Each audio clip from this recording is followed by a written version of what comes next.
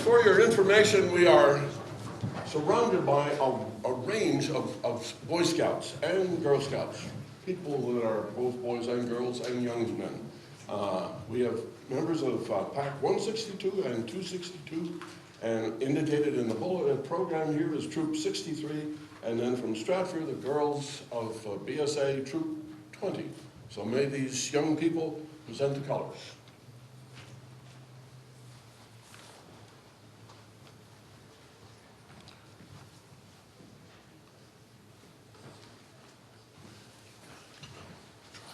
Scout salute our hand apart. I pledge allegiance to the flag of the United States of America and to the republic for which it stands, one nation, under God, indivisible, with liberty and justice for all. Leading our pledge tonight was Risky Pushker, who was the senior patrol leader for Troop 63. And we would also welcome Julia Tristine, who will lead us in our national anthem. Will sing that for us. Nobody else needs to sing. Tristine. Julia.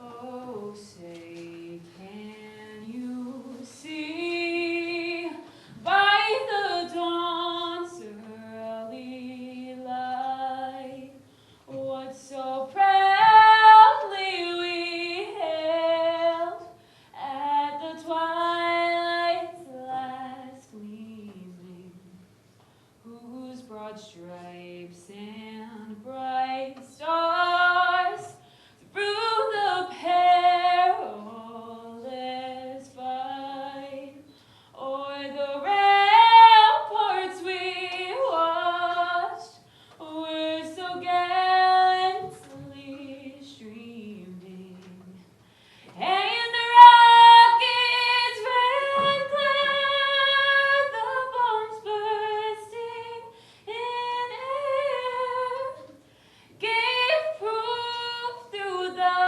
night that our flag was still there. Oh, say does that star-spangled banner yet wave?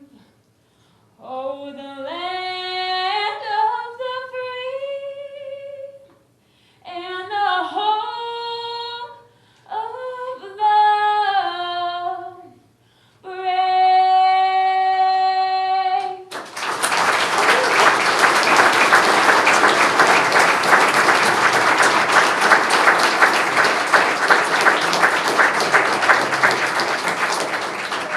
In my role as chaplain of the fire companies here in town, may we bow together for a moment of prayer.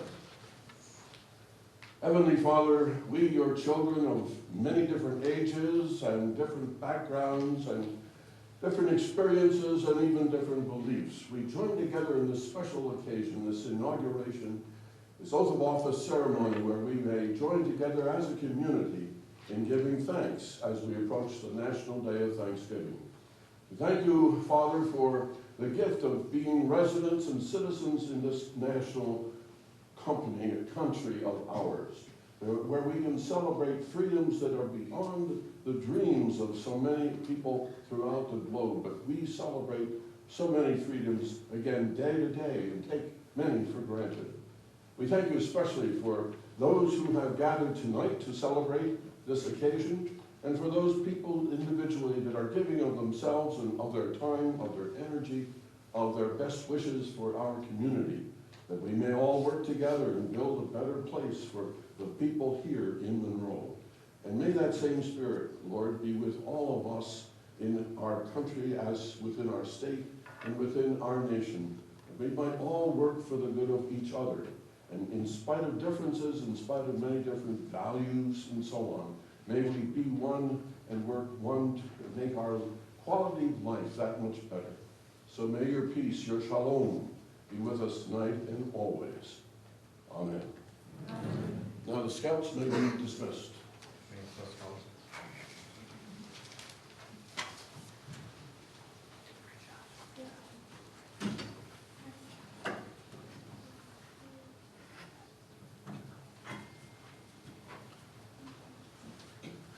And you may be seated.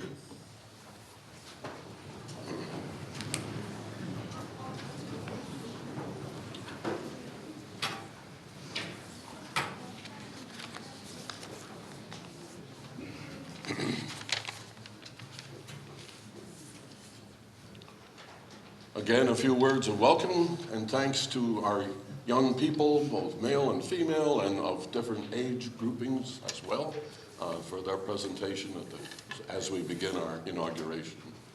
Welcome to this occasion. Many of you have been here sometimes in other order and other times. Some of you are here for the first time, and so we're glad to have everyone be a part of this occasion. We do also have J.P. Shuzinski and Judge Rowe as members of the organization this evening, and I would invite them forward to participate in our swearing occasion. Thank you, Dave. Just briefly, tradition I started a few years back is anyone who gives of their time to volunteer as an elected official here in the town of Monroe, I've purchased and I give them a pin. And the pin is a lapel pin. It can be worn at your meetings and your official duties or not, depends on your if you like it or not. But basically it's a reminder that you're serving all of the town of Monroe, all of our residents, making our town better.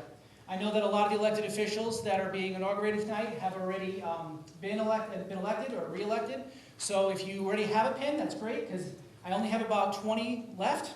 So if you already have one, let me know. But if you do need one, please let me know so I can make sure that you get one. Judge Rowe? Okay. Good evening, everyone. Thank you for the invitation to be part of this honor.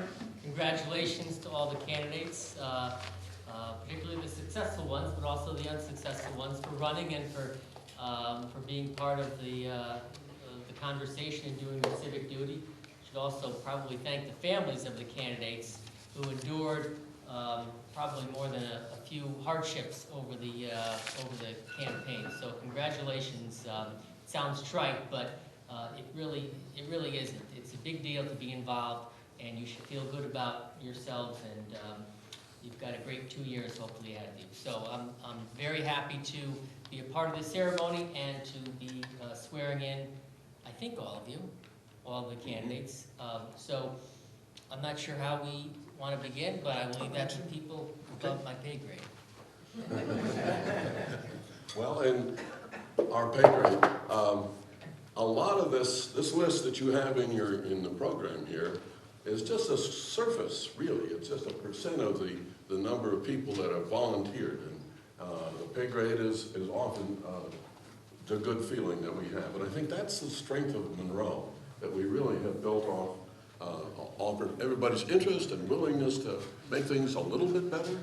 I know in scouting, that's what one of the themes of scouting is to leave the site, leave the scene a little bit better than when you found it in your life. So I'm going to read off groups, and then Judge Rowe will Move furniture. bring you all to the oath. We were trying to get a little opportunity for candidates and folks, so when they get sworn in, if anyone wants to take a picture from this angle. I've got kind of a bald spot, so if you do take the picture, just keep me. This is a true story I should tell. 2 years ago, when I swore in your first selectman, I think it was in the paper or it was in somewhere, I saw it, and the angle was right behind me. And maybe it was early in the morning, but I looked, I said, oh, there's Ken Kellogg. Congratulations to him. And I thought to myself, gee, that's whoever is with him, that's not a flattering shot. And here we are, 2 years later. Oh, Max won. I'm in the fire department, and one of the younger men were up on the fire engine, and he looked down on me and said, Mr. York, you have a bald spot, so we'll share a bald spot. Okay, good.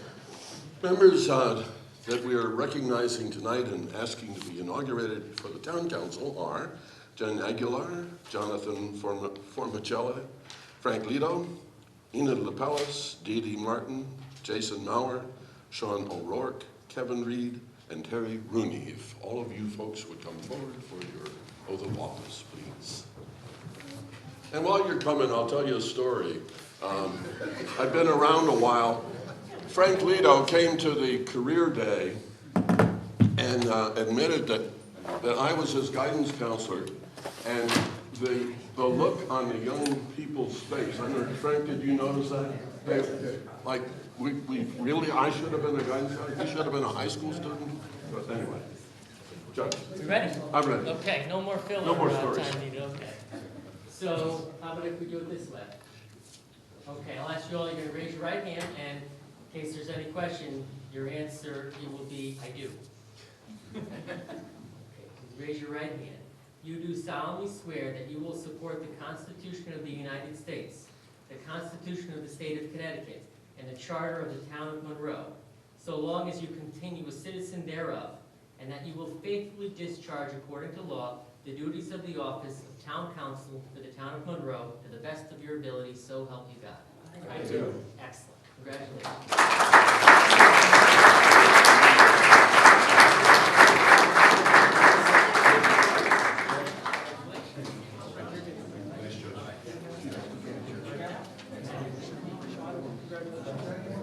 Congratulations again.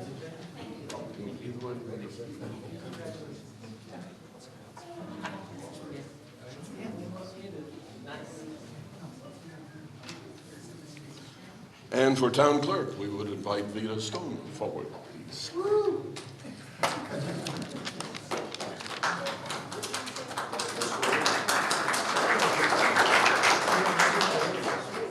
Okay, here, will you please raise your right hand? You do solemnly swear that you will support the Constitution of the United States, the Constitution of the State of Connecticut, and the Charter of the Town of Monroe, so long as you continue a citizen thereof, and that you will faithfully discharge, according to law, the duties of the office of Town Clerk to the best of your ability, so help you God. I do. Great, thank you.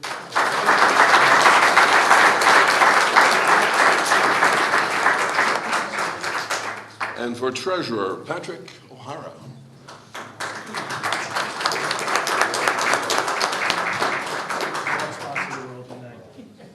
Just don't fight it. Right. Grace.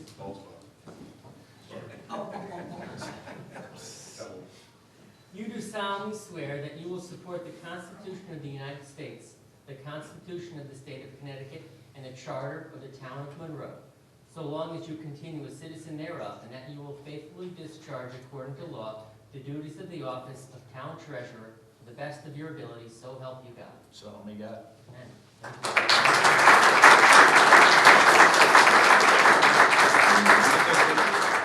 Can you take a picture?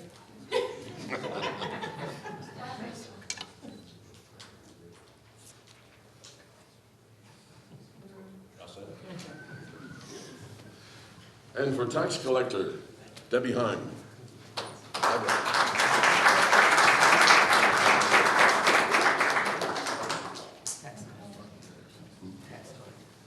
Tax collector. What did I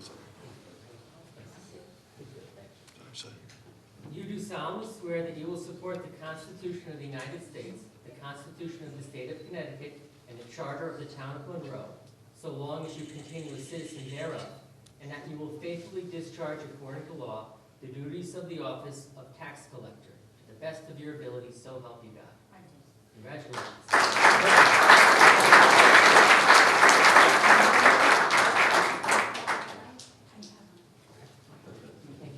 That's okay. And for constables, Pat Tomczyk and Victor Janessi.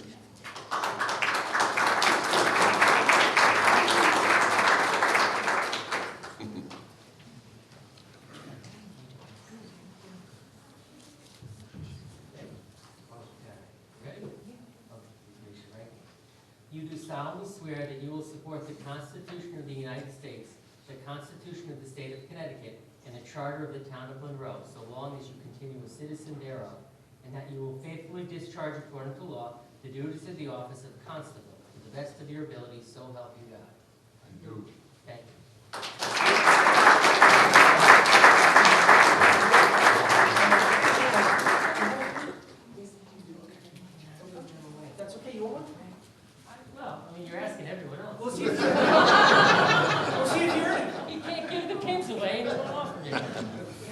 And joining the Board of Education, David Ferris, Nick Kapoor, Shannon Riley Monaco, and Alan Bagliavello.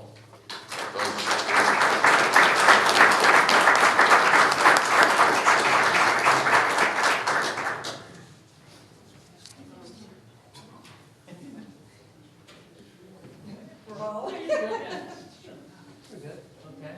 Raise your right hand. You do solemnly swear that you will support the Constitution of the United States, the Constitution of the State of Connecticut, and the Charter of the Town of Monroe, so long as you continue a citizen thereof, and that you will faithfully discharge according to law the duties of the office of Board of Education to the best of your ability, so help you God. I do. Great. Thank you.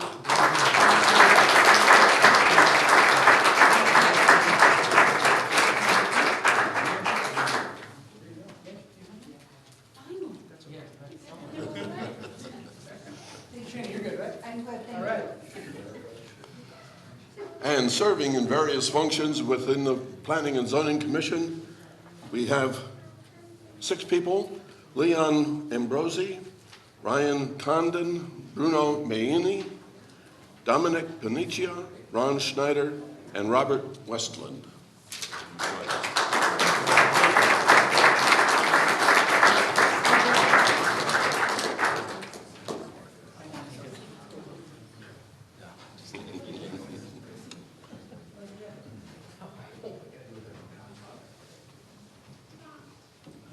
Good. Please raise your right hand. You do solemnly swear that you will support the Constitution of the United States, the Constitution of the State of Connecticut, and the Charter of the Town of Monroe, so long as you continue a citizen thereof, and that you will faithfully discharge, according to law, the duties of the Office of Planning and Zoning Commission, to the best of your ability, so help you God. I do. Congratulations.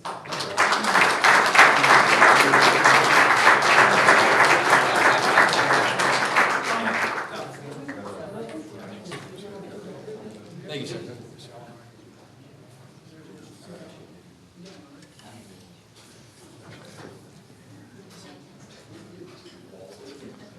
And joining the Board of Finance, Greg Hirsch, Steve Kirsch, Dane Kirknavy, and Rebecca O'Donnell.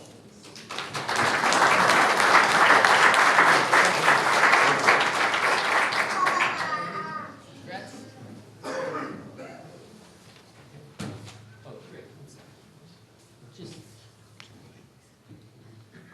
Board of Finance, right? Yeah. Oh, I'm sorry. You do solemnly swear that you will support the Constitution of the United States, the Constitution of the State of Connecticut, and the Charter of the Town of Monroe, so long as you continue a citizen thereof, and that you will faithfully discharge according to law the duties of the office of Board of Finance to the best of your ability, so help you God. I do. Thank you. Congratulations.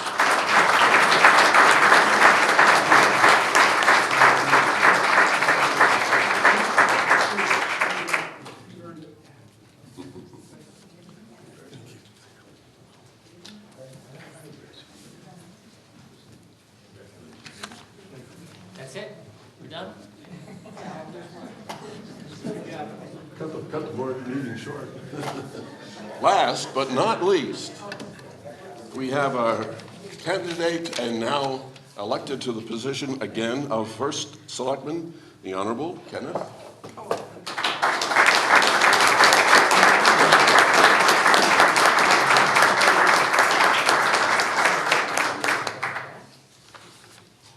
Okay, Mr. Kelly, kindly raise your right hand.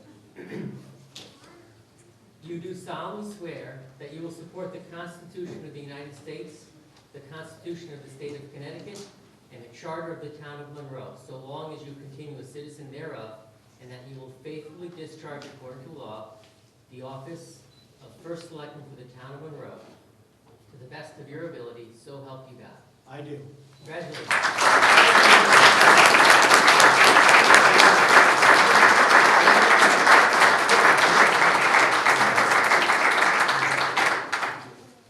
And Mr. Kellogg, surprise, has prepared a message to the community. Thank you. Thank you, Dave. Good evening.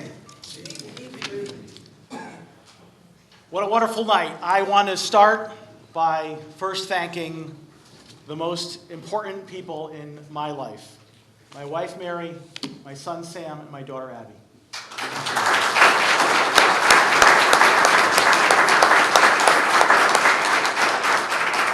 Thank you for your tremendous support and your understanding and your patience. I simply could not do this without you. Thank you. Thanks to our scouts who were here earlier, and to Massac student Julia Tristine with sharing with us her her wonderful talents tonight. Thank you again to Dave York and to the Honorable Judge Rowe for presiding over our ceremonies here tonight.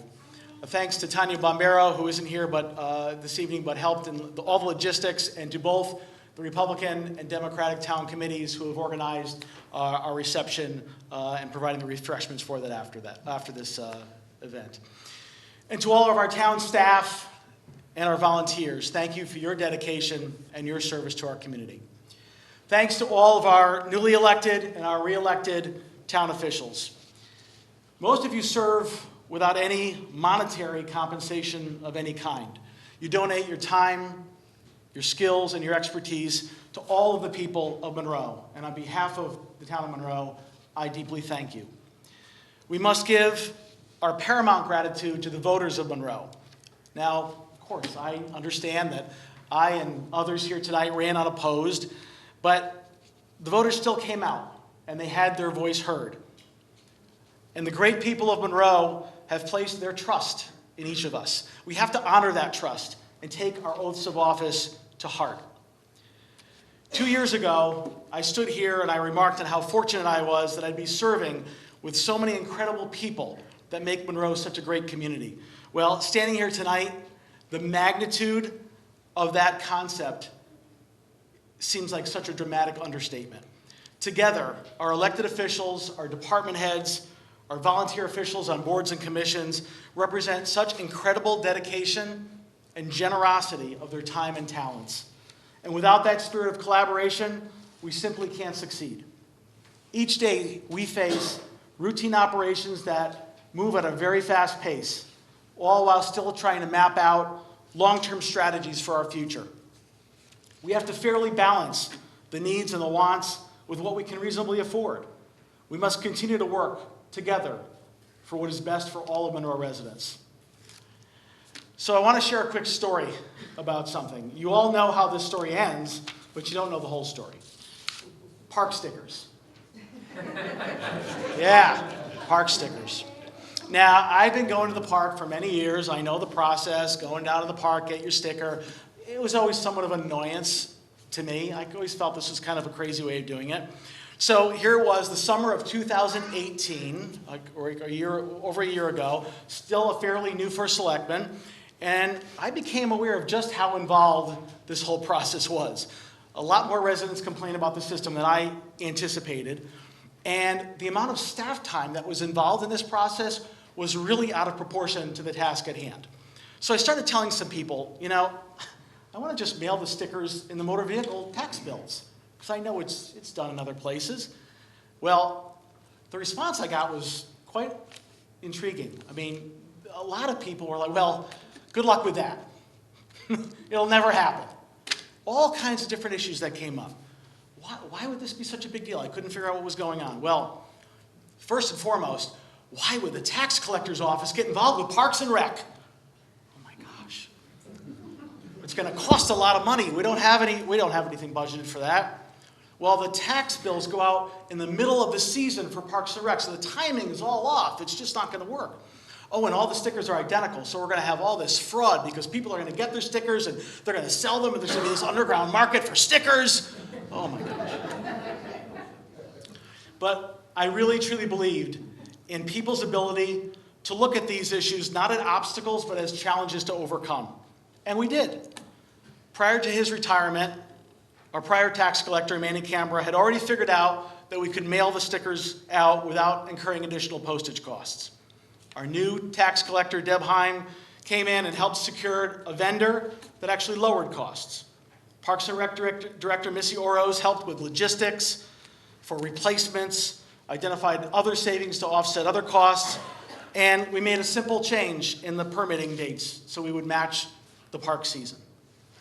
I'm sorry, the fiscal season. The Parks and Rec Commission was on board. Could we print the license plates and the stickers? Yeah, no problem. The vendor can do that. And we could easily do a special mailing for leased vehicles, another obstacle that was thrown up, that how would the people who lease the vehicles get it, because they don't get their tax bill.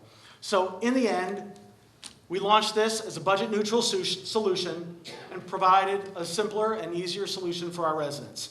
Now, I know a lot of people are very pleased with the outcome, but I know that this was really a relatively small thing, right? Think of the grand scheme of things of what we're doing in Monroe. Park stickers isn't the biggest thing in the world going on, right?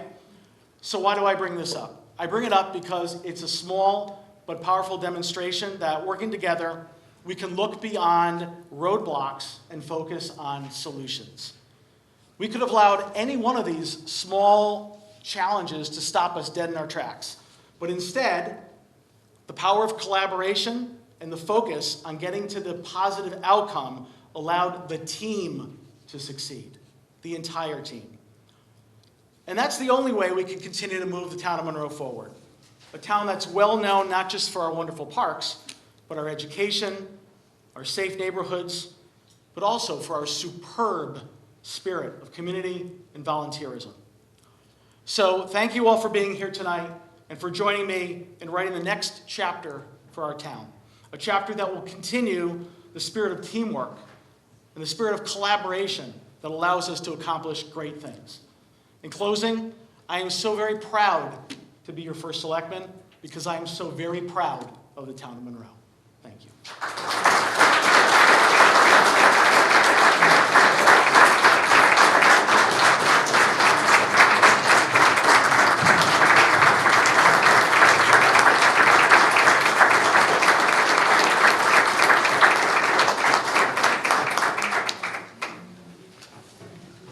Why don't you remain standing while everybody's up? Again, as the chaplain for the fire company, I've been asked to give a benediction, so may we. Heavenly Father, again, we take a moment in which we pause in the routine and the rat race and the hurry and scurry to recognize the spirit of Monroe and the spirit of our community, our state, and hopefully even our country. That the roadblocks may be eliminated, that we might find solutions, that we might all have stickers, that we might all move ahead and share in a togetherness that is beyond our understanding, but certainly one that can be achieved here in Monroe, and hopefully everywhere in our country and everywhere in all of your world. May your peace, your shalom, be with us this night and always. Amen. And thank you, Democratic and Republican committees, for the refreshments that follow out in the hall. Let's eat.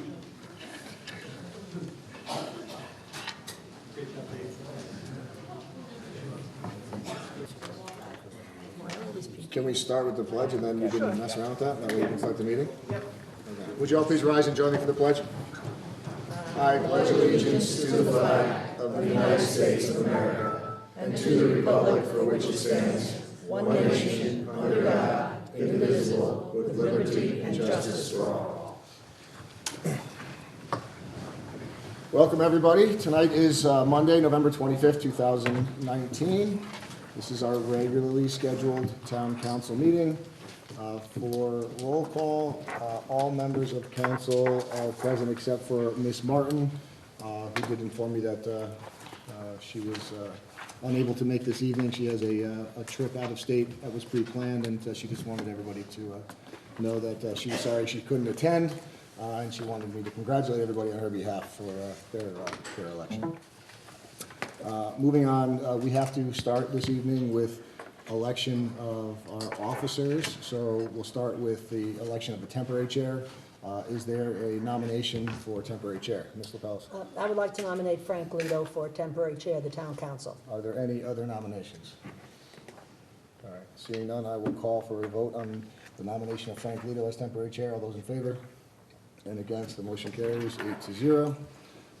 We're going to move on to election of the chairman of the town council. Are there any nominations for chairman of the town council? Ms. LaPellis? I would like to nominate Frank Lito for chairman of the town council. Okay, one nomination for Frank Lito. Are there any other nominations? Seeing none, I'll call for a vote on the nomination of Frank Lito for town council chair. All those in favor? Any against? Motion carries 8-0. I just want to thank everybody for their confidence, continued confidence in me. I appreciate that. Moving on to the election of vice chairman. Are there any nominations for vice chairman? Ms. LaPellis? I would like to nominate Sean O'Rourke for vice chairman of the town council. Nomination for Sean O'Rourke as vice chairman. Are there any other nominations? All right, seeing none, I'll call for a vote on the nomination of Sean O'Rourke as vice chairman of the town council. All those in favor? Can I just make 1 minute statement? Obviously, I could be the vice, well, I could be the vice chair, I could be whatever. But the point is, I think it's time for new leadership, and that's why I have the utmost respect for Frank and Sean. So I'm kind of stepping down, and Sean O'Rourke will be the vice chair of the town council. Thank you, Randy. Thank you. Thank you, Randy. All right, let's formally have a vote. We're going to vote on the nomination of Sean O'Rourke as the vice chairman of town council. All those in favor? Okay, and against, motion carries 8-0. Congratulations, Sean. Thank you. We're going to move forward with our subcommittee appointments.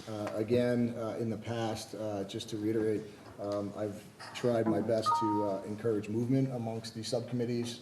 Prior to my becoming chair, I thought a lot of the committees had long-term members, which I think is helpful at times, but I also think it's problematic at times in that we get, absence of fresh ideas, interaction with department heads, the first selectman's office. So I think it's good for everybody to move around as much as possible. That's something that I stood behind, and I hope no one will take offense to any of my appointments. There's nothing behind them other than just trying to put the most qualified individuals where I think that they should be based upon there being really only 3 subcommittees and trying to encourage movement. So in that regard, we're going to start with LNA. The 3 members appointed to LNA will be Kevin Reed, Jonathan Formicella, and Jason Lauer. I think that's as strong of a team as we can have on LNA, 2 attorneys on LNA to give their input, and Mr. Reed's done a fabulous job as chairman of LNA, so I think him staying there is just a testament to the importance of that subcommittee and doing a really good job there. FEPS, we're going to have Ms. LaPellis, myself, and Ms. Martin. P&Z will be Mr. Rooney, Mr. O'Rourke, and Ms. Aguilar. Our SPC will be Mr. O'Rourke, myself, and Ms. Martin. We're going to have 2 special assignments for liaisons, worked well in the past. Both are Mr. Rooney, and I want to thank him for his willingness to expand upon his assignments. Mr. Rooney will be specially assigned to the Economic Development Commission and the Police Commission. We also have various subcommittees where we have council members, just 1 council member serves on that subcommittee as our liaison. The first subcommittee is our EMS Building Committee, and Mr. Rooney has started on that committee, and I want him to have the opportunity to see that through to hopefully completion by the end of this term. So thank you again, Mr. Rooney, for taking that on.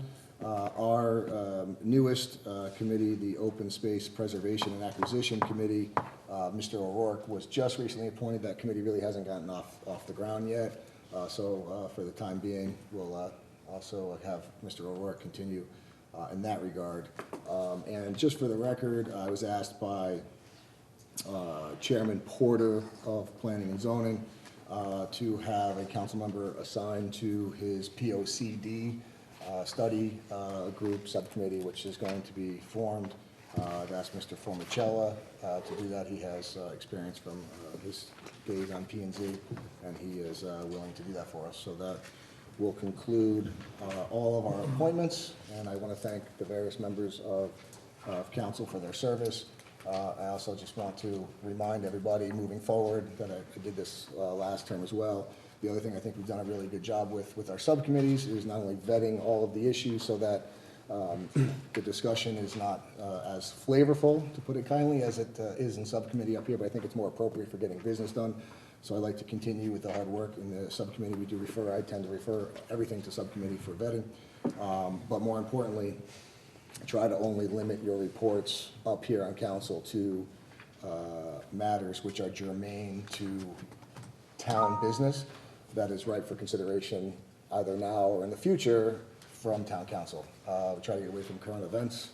We love the current events, but I don't think it's appropriate use of our time to report on current events. So again, if it's pertinent to our business, then it's relevant to the reports. And again, we also like to have the chairs of those subcommittees render the reports. So I'd encourage all the members of the subcommittees to get your liaison reports timely to your chairs so the chair can give reports. I do want to get away from having a number of individuals reporting on their individual liaisons. I just don't think that's the most efficient way to appreciate the members jumping in the absence of the chair or in the absence of information. Sometimes meetings happen quickly, but for the most part, I'd appreciate if we could move forward in that regard. Moving on to... Mr. Chair? Yes, Mr. Mao. 2 items. One, I'm not sure, but do we have to reappoint for pension? That's the two, us and you, right? Yes, we will have to reappoint for pension, so I will check in with that, Mr. Gronowski, and we'll let you know next meeting. And 2, one item I would request, especially considering your request for the chairs to be giving reports, is for our subcommittees to meet on a more regular basis. They should be meeting on a regular basis, so and again, if there is an opinion ever that there's a lack of meeting or lack of subject matter for subcommittee, I encourage all members to use their various forms of communication, preferably written, to write to the chairs to let them know that, you know, there's matters that need business to move forward or germane to business, and you'd like them to schedule a meeting. So. Thank you, Mr. Chairman. You're welcome, thank you. Anybody else? I was just gonna ask, so let's say I'm doing finance, health, education, and public safety. So are there liaisons to education? If I'm the chair of FEPS, is there a liaison under me in education and health? Yeah, when there's an election of the officers to the subcommittees, I will leave it up to the chairman to appoint the liaisons to their respective subcommittees. The only 2 exceptions have been police and EMS. Okay. All right? You guys can fight that out in subcommittee. Anything else? All right. Moving on, we have a consent calendar. Are there any objections to the consent calendar as printed? All right, seeing none, I'll pass the consent calendar. Communications, we have A through K. I'd ask that those be incorporated verbatim into our minutes, please. Moving on to public participation. I noticed when I read the regular meeting minutes, I was here on November 12th, and I think Carol put it down as a phone message. I was definitely here, I did all the motions. So I don't know whether it has to get corrected or not, because it's a new attendance, so. Okay, thank you. Would you make that correction, Madam Clerk? Thank you. That's it. I don't know how they could possibly not think I was. Public participation. Would any members of the public wish to speak? Ms. Connor? Just if you come forward, please, name and address. You don't have to, name and address for the record. We can hear you. Sue Connor, 7 George's Lane. First of all, congratulations to all of you who were elected. And I'm here to speak about River Road, which I live on George's Lane. In order to get to it, I have to go up River Road. I just had to replace 2 tires because River Road needs to be paved. And I urge the town to get busy on River Road and do something about it. It's been long-standing, and I know that there are water issues, but the road department has known about these water issues for several years, and still nothing has been done. And I don't want to have to buy 2 more tires. They're pretty expensive. Thank you. Thank you. Anybody else? Mr. Kapoor? I'll come down. Thank you very much. Good evening, Mr. Chairman and members of the council. Congratulations on your election. Just your address, please. Nick Kapoor, 109 Meadows End Road. Thank you. Sorry to interrupt. I'm here because I know in LNA, I know there's a newly constituted LNA, so that's going to be meeting soon, but I know in LNA recently you've been reviewing rules of procedure for the council. And I've been keeping up with your minutes, and I just wanted to briefly comment on the proposed changes to the second public participation. I considered that a little bit of a pet project of mine several years ago. And the new changes, I don't believe accurately reflect what the intention of that participation session was supposed to be. When I proposed it as a member of the council, the second public participation is supposed to be an opportunity for people to speak on any item that they wish, as long as they didn't speak about it in the first session. People sometimes come in late to your meetings. Sometimes you get past this portion of your agenda by, not tonight, so this is not a good example, but by 8:05 or 8:06, and if someone's a few minutes late and they wanted to address you on something, they don't have that opportunity. So to have the second public participation just be about unresolved items in new business and old business, that wasn't really the intention. The intention was supposed to be if someone hears something about something that was said, or a resolution or a contract that was voted on, that they should have the opportunity to comment on it. Even if it's concluded, the whole, and I made this argument when I was talking about this several years ago, the whole point of representative government is to hear from your constituents. So if your constituents want to say something about a vote you took, they shouldn't have to wait 2 or 4 weeks to say that. So I would just ask, when you look at your rules of procedure again, the second public participation is just supposed to be another opportunity for people to speak on anything that they wish, as long as they didn't speak about it before. It's supposed to be more of an open forum, not just on unresolved items. So I hope you look at that again as you go forward in that review. Thank you. Thank you. Anybody else? Okay. Seeing none, I will close public participation, first public participation. We have no appointments this evening, and we'll move on to our action items. First, we have the Town Council Committee on Finance, Education, Health, and Public Safety. Mr. Rooney.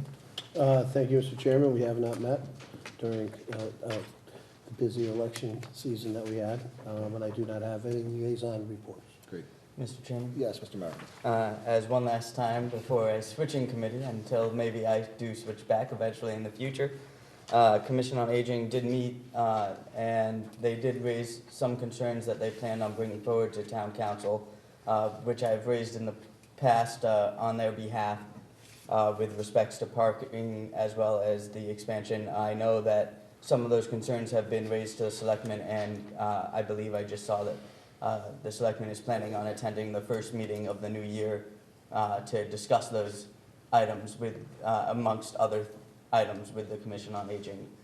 Also, one expansion of services for seniors that was announced at the last meeting is to let constituents know about is that the meal plan that they have right now with Jenny's, it used to be you had to order a week in advance. You can now order the day before. They are no longer doing the breakfast option, but for the lunches you can now order up to the day before, which allows a lot more flexibility in people ordering. So hopefully that will see an expansion within the services. Great. Thank you, Mr. Mauer. Moving on to item B is the Town Council Committee on Planning and Zoning, Public Works, and Parks and Recreation Matters. Mr. Fellows? We haven't met also because of all the operation plus the election, so. Great. C, LNA, Mr. Reed. Thank you, Mr. Chairman. We did meet tonight. We went over a number of topics in the new business. Also, I believe that you're going to use some discretion and add another agenda item shortly. It is on rules and procedure, and we're going to be looking for just some high-level thoughts, early thoughts, and reach a consensus to come back to the next council meeting and present the final copy for vote. Thank you, Mr. Reed. Moving on to strategic planning, I just want to have one caveat before I turn the floor over to the chairman of strategic planning, Mr. Formichella. There is a meeting scheduled for tomorrow, and I would ask that the currently constituted members just attend that meeting tomorrow as one last meeting, just to wrap up. There's been some lapse in time between the prior meeting and the new meeting. So, I mean, it would be good if the newly appointed members could attend also. I don't want to get into a quorum issue or anything like that for council business, but I think it's appropriate that for tomorrow's meeting, we just convene with the former members of SBC for purposes of just conducting that business tomorrow. So I'll make that one exception. If I can, I'll turn the floor over to you, Mr. Formicello. Thank you, Mr. Chairman. Just confirming there is a meeting at 6 p.m. tomorrow here in Town Hall. Great, thank you. EMS, Mr. Rooney. Thank you, Mr. Chairman. Everything is going smoothly with Burlington, just iron out the things we need to do moving forward, but at this time, there's really nothing additional to report. Our Open Space Preservation and Acquisition Committee, I put it on there just to get us used to it. That committee has not met yet, Mr. Roy, correct? We have not met yet. Okay, so we'll leave it there as a placeholder. And First Selectman's update, Mr. Keller. Thank you, Mr. Chairman. So the document's coming down. Just a few things I want to report tonight. One is that the town last week completed the issuance of bonds, both for current authorized projects as well as the refunding or refinancing that we've been discussing the last several meetings that this council has authorized. A couple of bullet points just to point out. One is that we're very pleased that the town's bond rating has remained very strong, with S&P rating us AA+, which, as you recall, was a increase last year from the prior rating from Moody's. The cost of the bonds, the metric of the all-in true interest cost of the entire issue taken as a whole was 1.62%. As comparison, last year when we issued bonds, we had a higher rate of 2.56, so a significant reduction from last year, which is great. And you compare that also to the average rate of the bonds that were refunded, that was similar, it was at 2.67%. So the resulting present value savings of the refunding or refinancing is now estimated at $380,000, which is higher than what we had conservatively estimated at the last meeting that we discussed this at. Second is just an update on the roundabout. So the state has finished their punch list items, and the town engineer has confirmed that things are completed to our satisfaction. So the town will now assume the maintenance responsibility of the roundabout. We are comfortable that some of the routine maintenance we can address in the current budget cycle. One thing of note, however, was we did anticipate this in the replacement of a piece of equipment in Parks and Recreation. And we replaced one piece with a compact tractor with specialized attachments so that it will address the winter operations and meet the needs at the roundabout in terms of clearing that area. So that was purchased with funds that were already authorized in the capital reserve appropriation. And last but not least, the budget process, I officially kicked off on Friday with my meeting with department heads. I've sent around my memo that's gone to all department heads and other individuals with budgetary responsibility. And that is all. Thank you, Mr. Kellogg. We have no unfinished business this evening, and we have a few matters of new business. But I do want to add one matter, and I would like a motion to add rules of procedure as item G to new business. Is there such a motion? So moved. Motion by Mr. Pels, is there a second? Second. Second by Mr. Mauer. For discussion purposes, as Mr. Reed pointed out, we were prepared through in LNA to have town council discuss the rules of procedure this evening. If we were able to hand those out, but just to have an opportunity to discuss, I don't anticipate a vote. Any further discussion? Seeing none, all those in favor and against, motion carries 8-0. So Madam Clerk, if you would just add item G, rules of procedure on the new business. With that, we'll commence our new business. First, we have item A, presentation from Ms. Bonnie Mauer regarding the Think Pink Monroe campaign. Ms. Mauer, the floor is yours. Thank you, Mr. Chair, for the opportunity to speak here tonight. Breast cancer is the second leading cause of death in the United States, killing thousands of people each year. Cancer has certainly become a growing epidemic in our society, and breast cancer is one of the most prevalent forms. 1 in 9 women will develop breast cancer in their lifetime, making it the most common form of cancer in women. And for many of them, this will mark the end of their lives. Most people don't realize that men are afflicted with breast cancer too. Statistics suggest that yearly about 2,550 new cases of breast cancer in men are also diagnosed. This plague clearly needs to be taken under control. So as many of you know, I have lived in town for 38 years and also served the school district for almost 30 of those years. This town has taught me what an incredible community any community can be. Both when I was diagnosed with breast cancer and later when I had open heart surgery due to issues from breast cancer treatment, this town showed me what a family we are. Starting Think Pink Monroe was a labor of love to give back to this beautiful town of ours. However, I could not have done this alone.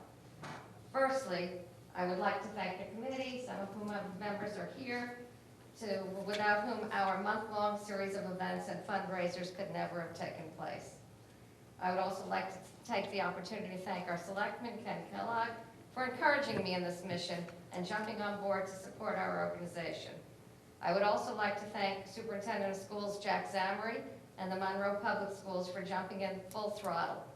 Between the administration, the faculty, the staff, the students, throughout the district, and sports teams specifically at Massac, we not only work together to raise awareness, but also to raise thousands of dollars from the school district.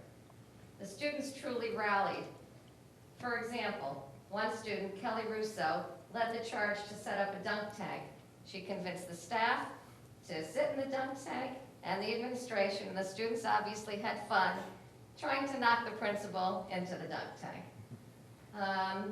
I also want to thank the sports teams that came out. Not only did they have a Think Pink Day for almost all of the sports teams at Massac, but they did a great job at raising awareness and also funds. And I also want to thank all of the town residents who came out to support all of our events, to support us financially. They wore shirts, they displayed signs, and they basically spread the word to get checked regularly, and we bonded together, once again as a town, to take care of each other.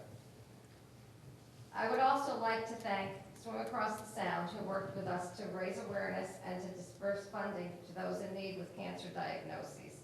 Lynn McCarthy and John Brownlee have been instrumental in assisting in our inaugural year.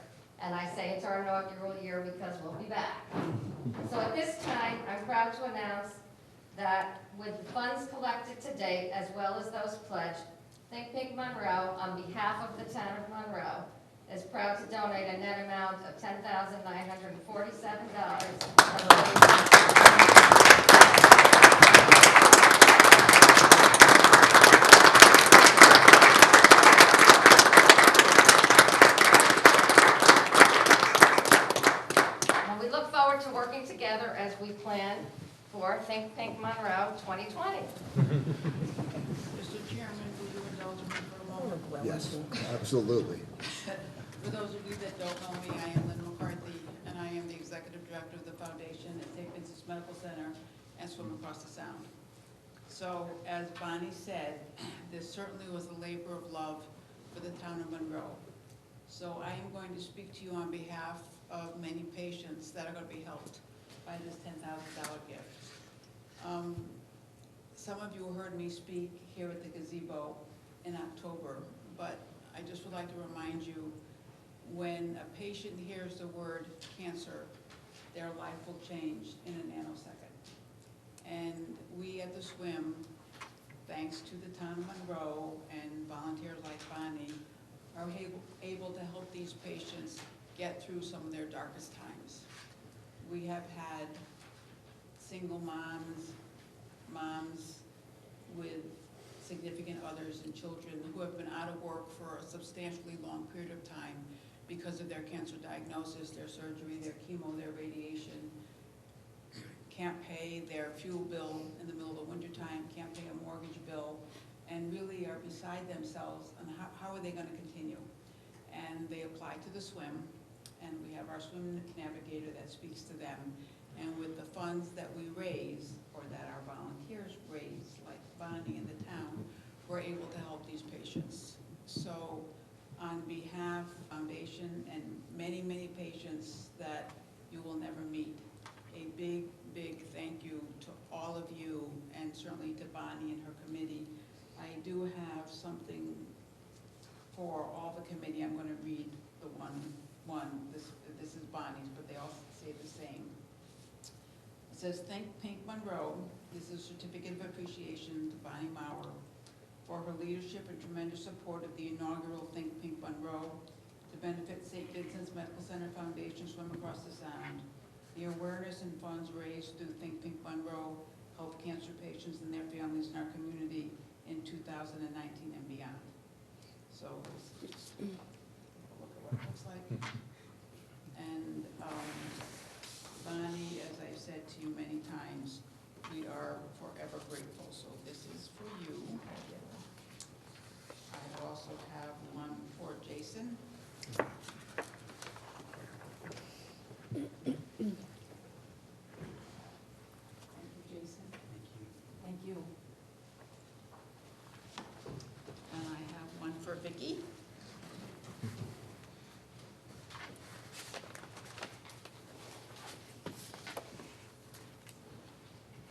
And I have one for Patty, who I know is not here tonight, so we'll take Patty's. And I have one for a very close friend, Ken. Thank you, Ken. And a big kiss for you, too. Thank you. Thank you for all you do. Thank you. And Matthew.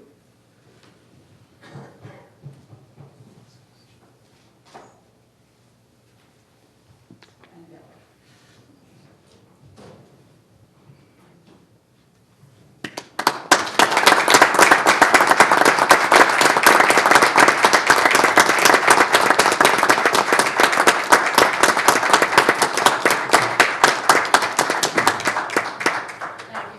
Thank you, Ms. Maurer. Mr. Chairman, Yes, before we move Mr. on, if Knott. I may, for Sure. 1 minute. Please. This has been quite an honor to be a part of. As the head of Think Pink for Monroe, and also my mother, seeing the town come together like they did for her when she was going through this, and then to again see the town come together from all ends, whether it be the government, the businesses, the residents, the media, everybody come together to raise such amazing funds, as well as the awareness around the town is quite simply amazing. I, for one, cannot wait to see what year 2 brings when we have, instead of 2 months, an entire year to plan it. But I just want to say thank you on behalf of myself, as well as a representative of the town of Monroe, as well as a committee person on Think Pink for Monroe, to everybody, whether it be, like I said, the government, the businesses, the residents, everybody here in town. A very heartfelt thank you for everything. Thank you, Mr. Maurer.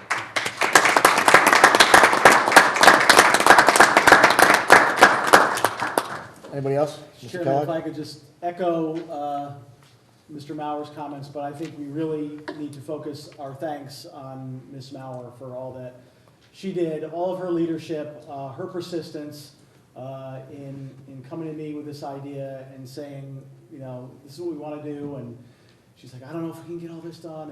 And I knew she would, because I could see how persistent she was. So I just want to say thanks to her on behalf of all the citizens of Monroe for what you did and what you brought to our community. Thank you.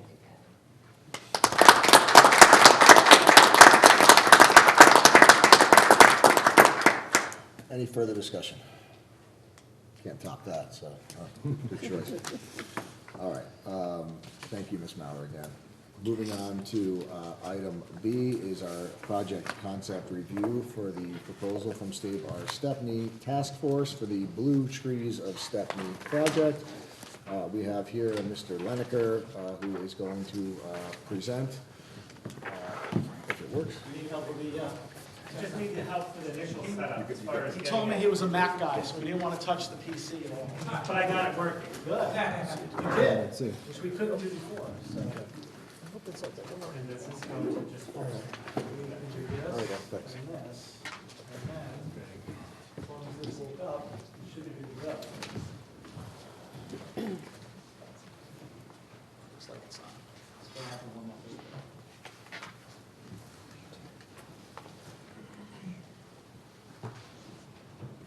Can we wait for the, We have to hit the lights, or?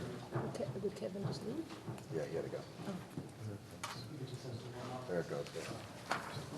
well, while that's warming up, my name is Joel Leneker, and I'm president of the Save Our Stephanie Task Force. Tonight we have with us Kathleen Lohr and her husband, Greg Lohr, as well as Lee Hostler, and they're also members of this volunteer organization. We were organized in 2001 in reaction to the widening of Route 25, our State Department's idea of widening Route 25. Our mission is basically preservation and community involvement. And through the years, we have done various different projects. We do a tree lighting every year. We've had a number of events in the green, of which we started this Art in the Green project 3 years ago. And the goal of that project was to bring different kinds of art to the green, turn the green into a mini art gallery. There are, as you probably know, there are 20 to 22,000 cars that pass by that green every year. So it's a great spot for Monroe to showcase things that may be happening in the town, and also to make it behooves us to make it look great. This year, what we're proposing is a gift to the town in the amount of about $12,000 to bring the Blue Trees of Stepney to Monroe. Konstantin Dimopoulos is an environmental artist from Melbourne, Australia. He and his wife have done a number of projects and installations throughout the world, much like Christo, on a much smaller scale like Christo did in New York City with the dates, if anybody remembers that installation.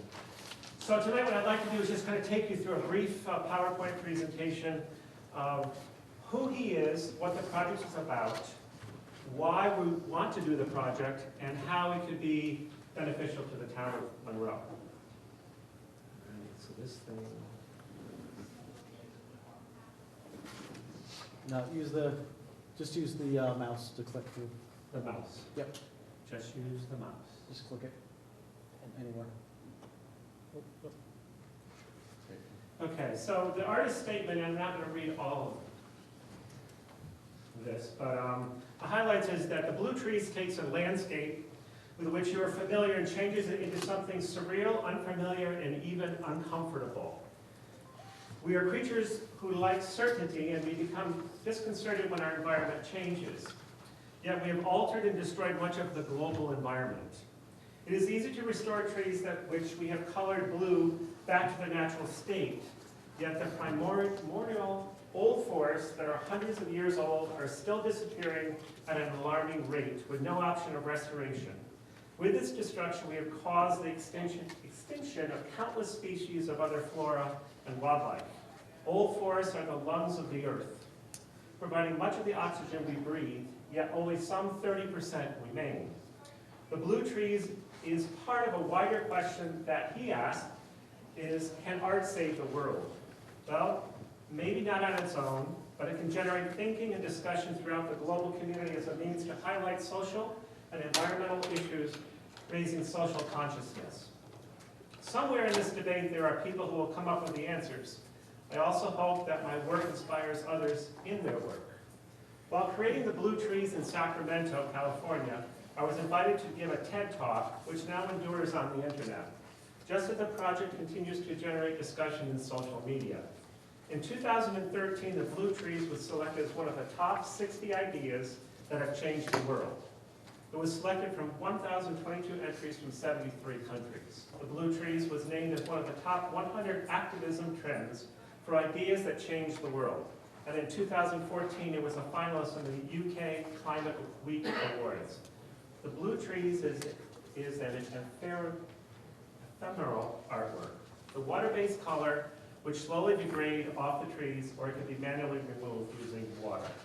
So the message here is, as we know that the Amazon had burnt just recently, or had continued to burn, we thought this would be a great idea to bring art to the community, but also use a social message. So with that, we reached out to we reached out to the artist, and he said, wow, we've never been to the East Coast. We've been to the West Coast, we've been to British Columbia, we've been to Sacramento, we've been to Houston, Texas, we've been to University of Florida and Tallahassee. They just recently did an installation up in New Hampshire and also in Massachusetts. So we thought, well, why not continue bringing this closer to New York City where there are even more people that can be engaged with this. A few testimonials, and I think you probably have this PowerPoint presentation in your pack. So I won't go through all the individual testimonials, but I will have hope you've read them. A couple of them, the first one is from the director of the Vancouver Biennial, and they hired this team of people to celebrate their biennial in Vancouver. You can see that the trees are blue, thus the name blue. You're going to say, we're going to learn how they get on to, how do we get these trees blue. So first of all, the question you probably had is, you're going to paint these trees blue and you're going to destroy them. Or what is it that they use that you won't destroy these trees? So this colorant is developed specifically for the project. It's proprietary information. However, there are testimonials from various places throughout the United States that have done this installation. The town staff has done a really good job of reaching out to the different people that were involved with this project to alleviate some of their concerns or their questions. And I believe you have that report from Ken's team of people. So the colorant is a blue colorant. It is a form of, I'm going to say for lack of better, without going into all the chemical details, it's a form of chalk that's been colored. Or as Ken's group has presented it, it's much like lime that you would put on your lawn. And then there's a blue colorant with it. They do not paint the tree to say, well, what if these trees are covered with moss, lichen, and things like that? They do not paint that. They would not paint that on the bark. We also do not paint the leaves at all.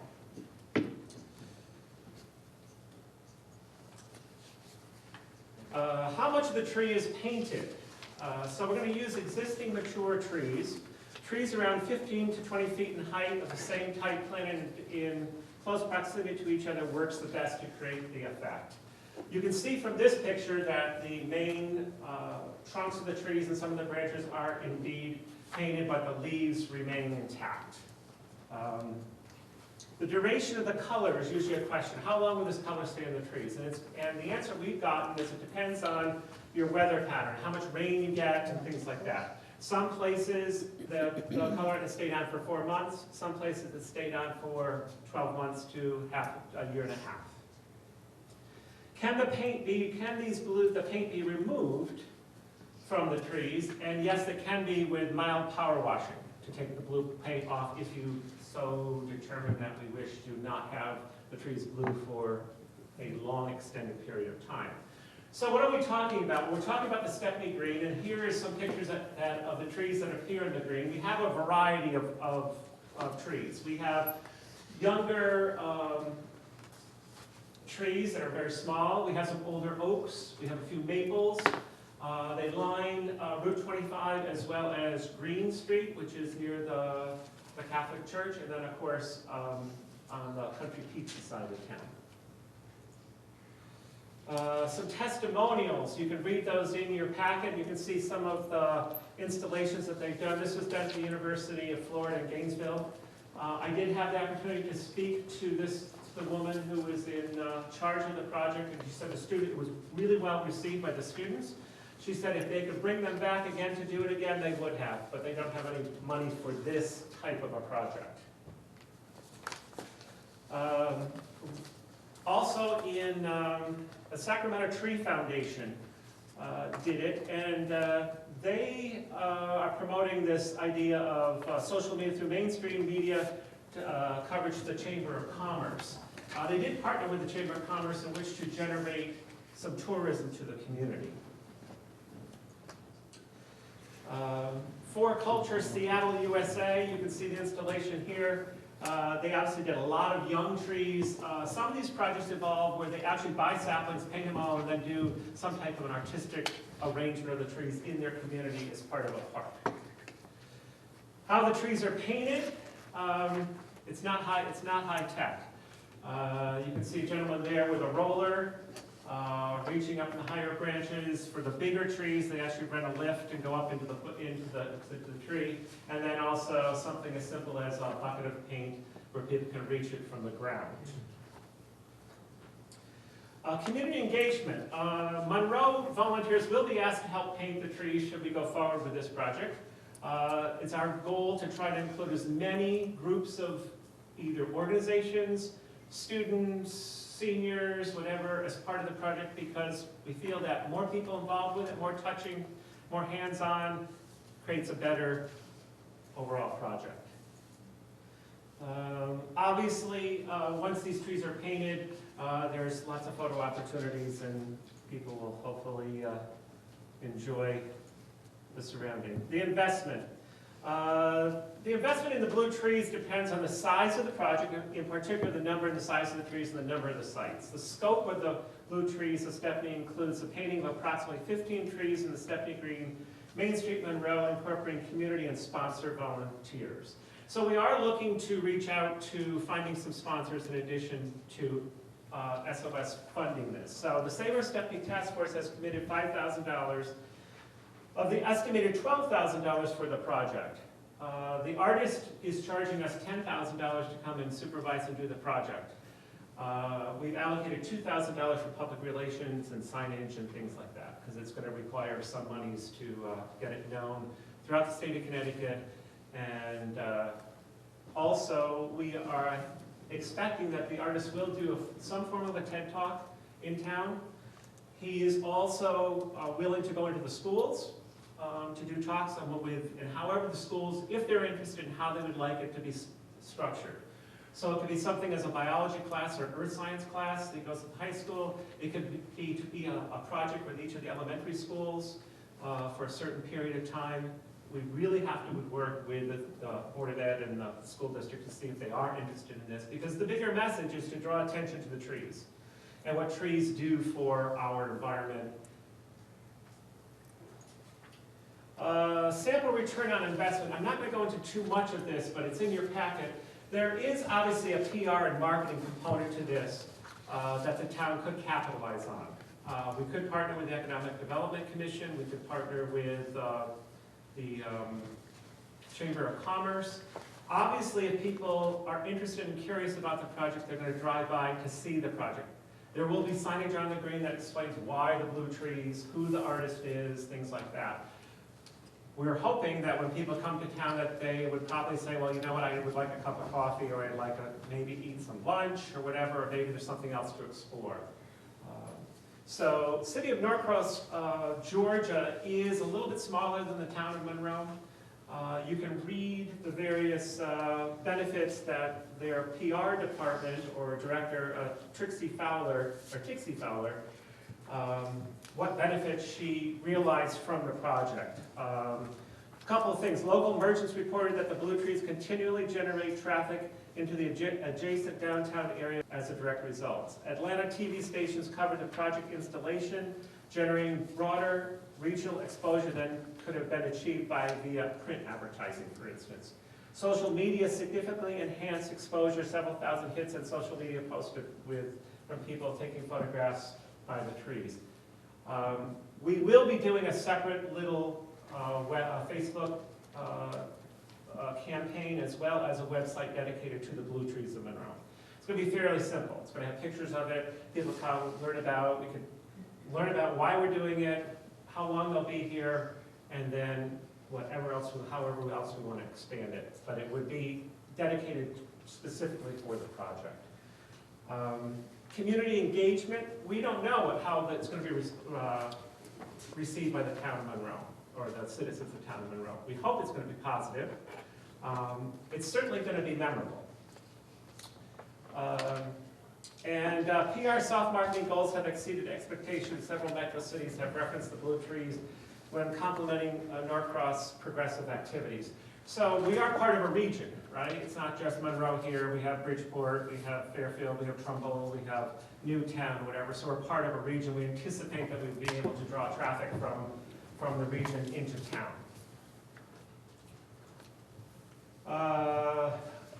Obviously, the project awareness, and this is how we would promote this. So obviously, we're going to send out press releases to television, newspapers, magazines, we use social media, maybe use some student media. There's a group of students that are interested in working on helping us with that. Maybe a blog gets developed.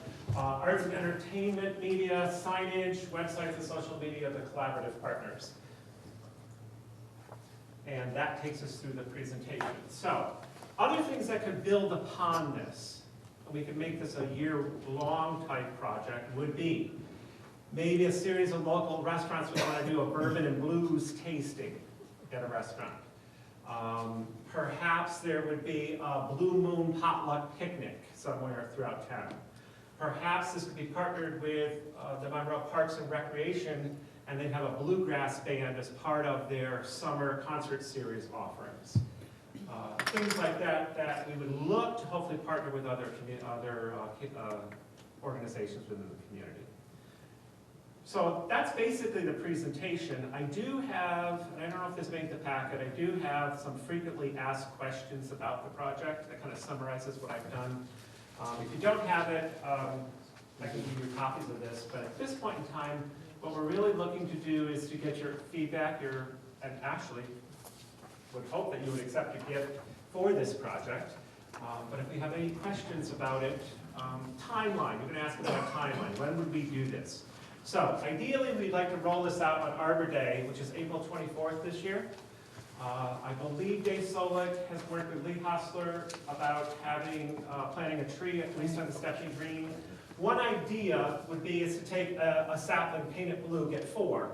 Plant 1 in each part of Monroe. When I say each part of Monroe, I mean Monroe Center, East Village, Stevenson, Stepney, as a gift to the community, with some small signage to create some interest and saying, well, why is this tree blue here in Monroe Center, wherever it is? And then that would hopefully drive them to the website as well as driving them to the actual installation. When would the trees be planted? Would be painted probably, with the exception of those saplings, the green probably would be painted in May, because as you know, April is not really the best month around here. It oftentimes can rain a lot. The opening reception would be the first week of June. We could carry this project into the schools into, let's say, October, or even the following spring, if we have that much legs to the project. And it would be ideal to try to have some other groups partner with us in this project. As far as sponsorships, we are talking with Aquarian right now. They are, as you can imagine, they're like blue trees. Why are you painting the blue trees and things like that? So they haven't said no to us yet. So that's our lead sponsor at this point in time. The other question you may have is, suppose you don't get a sponsor, will this project happen? And the answer is, our treasury is deep enough that we can afford to fund this project, but we really would prefer to have other people participate in it, if possible. So thank you very much for that initial presentation. I'd be glad to take any questions. Thank you, Mr. Moniker. Mr. Porcello. If the chair would indulge me, I just have a couple questions, if I may. First, a point of clarification. Earlier in your presentation, I thought you said that you would only paint mature trees, and then at the end of your presentation, you stated that you would paint saplings. So did I mishear you on that? Okay, so maybe I didn't make myself clear enough. So the saplings we're talking about it's a promotional thing of how to launch the program. But yes, the trees that you saw in the picture of the Stepney Green would be the trees that would get painted. And that's safe for the tree of that age? And it is safe for the tree of that age. Okay. Okay. The saplings that I was talking about, that you saw some of the smaller ones, there would be only 4 of them, 1 for each section of town as a promotion. Right. Okay. But I just want to make sure. Sure. Like if you donate a sapling and it can't handle this process. And when we talk about a sapling, we're talking about a tree that's 15 feet tall. Okay. All right. That's as opposed to right. Only because in the photograph it's a very immature tree in the photo. Yeah. But also, has there been any consideration of working with the Parks and Recreation Department in this and placing it somewhere else, not on a major road? due to distractions or rubbernecking concerns on That's right. 25? There has not been. Okay. Would the task force be willing to talk to the Parks and Recreation Department or Commission in consideration of that fact? I'm sure we would be willing to do that. Okay. Anybody else? Ms. Aguilar? Thank you. Thank you for all the work that you've put into this, first of all. I had a couple questions. Number one, about the money. I think about the town is right now trying to make a playground, and we're asking people for donations. So I worry about taking away from donations from the playground to make donations to this project. So that's my number one. That's the first thing I thought of. Yeah. Trying to get that project also paid for. Number two, I noticed that all, except for Seattle, everything is warm weather.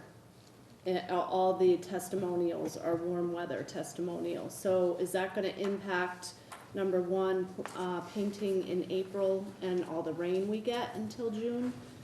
Will that impact it at all? And number two, how long will it last all summer? Right. So to answer your first question is, yes, the testimonials all came from the south. There have been, if you would prefer, we can also get testimonials from Massachusetts, New Hampshire, because those installations have been done Okay, recently. I thought you said that this was their first East Coast. This is their first East Coast. Initially, before they came to Massachusetts and New Hampshire, they were all on the West Coast and in Australia. Okay. That type of thing. The other thing is the artists have just recently taken a sabbatical, let's say, or they moved to Brooklyn. So they're right here now. So that has become a little bit more affordable for us as far as that goes. But certainly we can get testimonials from New Hampshire, Massachusetts, at how the trees, when they did their installation, how well it held up. Okay, great, thank you. That's one question. The second question was, how long does the colorant last, right? So the colorant lasts a minimum of 6 months, to some have gone out to 12 to 18 months, right? So depending on how much rain we get, right, color can come off. But if someone said, you know what, we don't want to look at blue trees more than 6 months, then the tree, we'd have to figure in the budget, power washing the trees to take the colorant off. Okay. If that's a concern. That does, thank you. And I do hear you about the parks, the playground. So if you feel that if you don't want us going out and competing with other groups to fund, different projects, we're more than happy not to do that.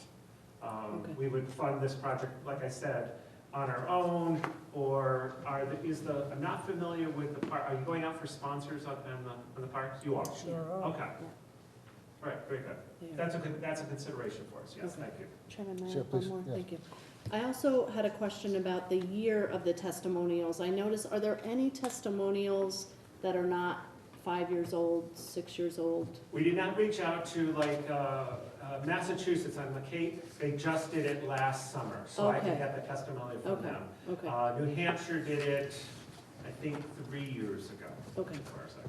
Okay, I'll that would be glad great do to that see for a you. more recent Yep. testimony. Be glad Thank to you. do that. Thank you. Anybody else? Mr. Ork? The Stephanie Green, with regards to the number or amount of trees that you're looking to paint at Stephanie Green, what kind of percentage of that foliage are you looking at displaying in the blue? What percentage of the number of trees? Yeah. Well, if we go forward with it, the artists would come out and we would walk the green and decide what's the best form of installation or coverage for it. So we would go as far as 10 trees to, I don't think it's really worth doing a tree, because then it looks like a mistake. Because you're trying to make some type of a statement or some type of artistic overall impression. So it could be, ideally what we would like to see is to see almost all the trees, all the non-evergreen trees painted. do I need to go back to that slide to see what the green looks like? Rebecca?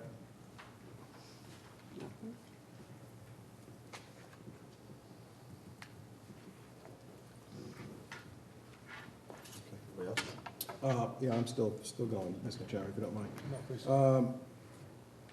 Okay, so with the amount of funds that you've been talking about, you mentioned 5,000 that you have or will be contributing to this, with leaving a balance of at least 7,000 for the project. Yes. I guess, I hope this isn't a personal question, but, you know, are the treasuries sufficient enough in the SOS fund to support this, should it become necessary? Yes. So in other words, we are prepared to make a donation of $12,000. Okay. If you believe that you don't want any other sponsors with the project, which is fine, that's not a judgment, that's just a parameter of the project. So the gift could go from our treasury from 5,000 to 12,000. The number of trees that can be painted for the 12,000 price tag that you're talking about? That would be, we sent these pictures to the artists, and they're prepared to paint all the trees if we so choose.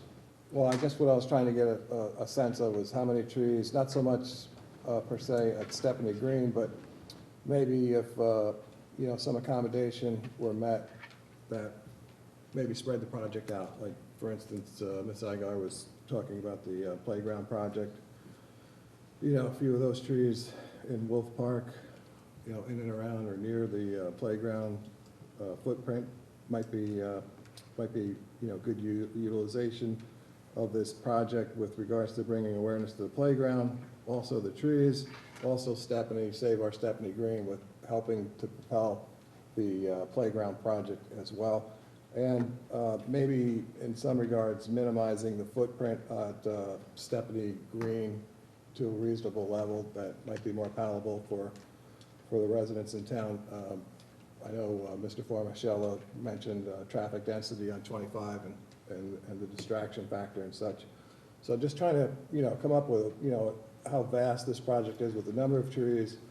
Can we spread it out? Would it be a good idea to spread it out? In other words, to highlight the, you know, your project in other parts of the town, preferably in the parks, and hopefully maybe gain some much needed attention for the playground fundraising. The project is an environmental art installation. I think the artists themselves are going to say they would like control over to where it was going to be, and it would be concentrated in one installation. To start putting pockets of it all over town is going to dilute the effort. And the message here is really talking about the importance of trees in our environment and and bringing social awareness to the concerns of the earth. If we're looking to make this as a promo for the playground, I would then decline that we're not interested in doing that, because I think it dilutes the message and it tries to do too much, and therefore we end up with people going, why are there blue trees? You know, I don't think, I mean, unless the playground effort is, you know, come see the blue trees so you can help us build this playground, you know, that's a different message and a different mission than to do an art installation. It is an extension of the Art on the Green in Stepney, so really we're focusing it on Stepney. But, you know, most of the slides, at least the ones I had seen or recall, seem to indicate that, you know, the footprint of this display seems to be located, you know, in low traffic density area, pedestrian area, mall areas, parks, that type of environment versus the high traffic area that the Stepney Green footprint actually lies on. Okay. They do, yes, the pictures that you've seen have been at museums, they've been at downtown areas to drive people to the area. I'd like to think that the Stepney area really is a focus of a downtown, since we don't really have a downtown, but if you're going to go up and down Route 25, you're going to say, well, where is the focus of this community on Route 25? Perhaps there's two areas. There's probably one where Duchess and Dunkin' Donuts and that intersection there, but really the Stepney Green probably has the higher visibility. It does not provide sidewalks per se, but that is kind of like where we're assuming is the center of Well, I Stepney. mean, but the Stepney Green, that's part of the issue, meaning that the pedestrian traffic that you would hope that this would elicit is a little bit cumbersome there in that location. But I would argue that's no more cumbersome than doing a tree lighting that we're going to do in another week, that we've been doing for 15 years. And also the visibility, you want that visibility. Right, well, the tree lighting is a one-off deal, whereas we're talking 4 months up to 1.5 years based on your presentation about the length of the coloration on the trees. That is correct. So one day for lighting of the tree versus 4.5 months of pedestrian Sure. traffic. Valid point. Have you given any consideration to other footprints in and around the area that could possibly be an alternative? The only one we've discussed is the rails to trails, because it puts people on that trail, and then we talk about partnering in a regional area, larger regional area, going down to Bridgeport. The Nature Conservancy is doing a fairly large project right now in Bridgeport, and to go to the Nature Conservancy and partner with them, then the project takes on a different scope, which is fine. The idea then would be is to dot that rails to trails from Bridgeport to Monroe or to Newtown with blue trees along the way. Yeah, that's That sounds pretty scope of good. that project is considerably larger. That is probably a $25,000 to $30,000 installation to do that. Right, but with that project, with regards to the rails to trails and the amount of distance that you were talking about incorporating it, if you were to move forward with that idea, I would hope that some of the other communities and towns and cities, for that matter, that the rails to trails actually is connected to, might have some interest in joining your effort. Yep, they could very well be. We would have to, and we're not opposed to it, rethink that whole scope of that project and then go back. Because just as we're meeting with you, we would need to do some work with all the other communities, find the, is it the Parks and Rec group, is it the whatever, which is not impossible, just will require a little bit more work, and probably would, and it's okay not to do the installation, it would probably push it out a year or two. Well, I mean, again, when I visualized that rail trails, that just kind of accidentally popped up. I mean, boom, I could kind of really see that. And that fits with the templates of the handout, the explanation as to the display, what it, not so much what it's intended for, but, its maximum impact with the pedestrian foot traffic that would be, most geared to enjoying this project instead of speeding down 25 or stopped in 5 o'clock traffic. I guess you could, look. Right. It's the idea is not so much the issue with regards to where I stand. It's just possibly the location for some of the various reasons that I've raised and some of the other members of council have raised as well. So it's certainly not we're not in favor, or I'm not personally in favor of a display like that. It's just more of I'm having a location issue with it, Sure, understood. I guess I'll let somebody else talk. Mr. Mayor? Thank you, Mr. Chairman. I agree with some points that have been raised, but also disagree with certain others. And so I wanted to just discuss it a little bit, and that I do see the value of one, having it in a high traffic area, and one that is what is going to draw attention, especially to the people who are out of town, as they drive through Monroe, to want to stop and see what's going on, and therefore that creates a possible economic benefit of that is also where the restaurants and businesses tend to centralize. So I certainly see the benefits also of doing it as planned. I think the prudent steps at this point would be, it sounds so far that there are two viable options. One is as you presented today, and the other is as you just discussed, which is partnering with other towns and doing the rails to trails, which I could also see being a very viable option that would accomplish similar goals, although maybe not have the as heavy of a traffic at first. It could possibly create a word of mouth traffic. I think that would require more of the social media campaigning and word of mouth, rather than just the, yes, you're driving by, you will see it if you cross down 25. I think either one could be completely acceptable. I think from an economic standpoint as well as from the artistic standpoint, how you presented it makes a lot of sense. And I would like to see more details into that process as well. I think the prudent steps based off of other comments so far would be to explore both options, knowing that I can say that for me, I would like to see something like this. I think that's something very interesting to bring to Monroe. I think it is a way of putting Monroe on the map in Connecticut, giving people in Connecticut a reason to come out and continue to drive our economic development, which is something we've been pushing for over the past couple of years as this council and under Selectman Kellogg's leadership. So I like this idea a lot. I think based off of the comments, the prudent exploration from here would be see if other towns are interested. Based off of that, step one, see if it is prudently possible and what kind of effect you think you could have on rails trails, and then see based off of that research which one you think is the more prudent option, and present that to the council in the future once you have done those couple of steps. Like I said, I think either one is a prudent option, but I think based off of the comments that the research needs to be done as to possibly which one is the more prudent option. Okay, very good. Mr. Bells? I live on that side of town, so I'm literally at the Stepney Green once or twice a day. And there's so much traffic there sometimes, and big trucks that go down Route 25.